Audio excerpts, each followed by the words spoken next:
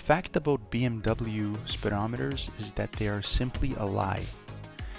Their speed that they show on the actual cluster is significantly higher than your true ground speed, which is measured by a GPS. Back in 2002, Car and Driver did an exhaustive study to find how accurate some of the individual speedometers are on various makes and models.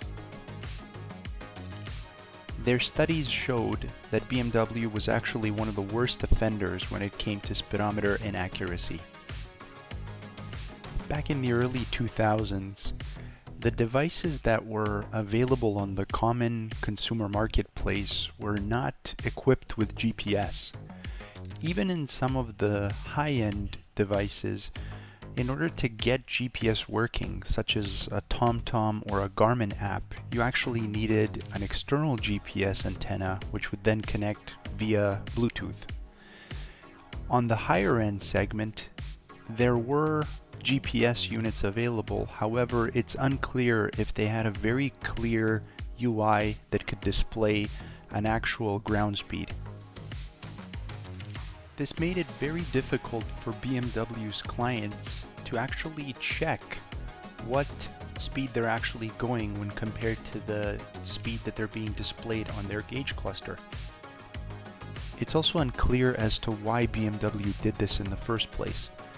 Some discussions and suspicions lead us to believe that BMW did this in order to avoid PR nightmares and potential litigations by their customer base.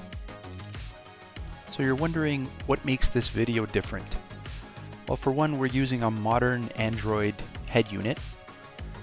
The head unit has a very accurate GPS Speedo app built in. And the head unit also has a very sensitive external antenna attached to it. I think ours picked up something like 16 or 32 individual satellites at the time. It's late July 2019. Two childhood friends are en route to a major West Coast car rally. Their route takes them through some Mexican scenic mountain roads. They decide to put the pedal to the metal and see what the car can do.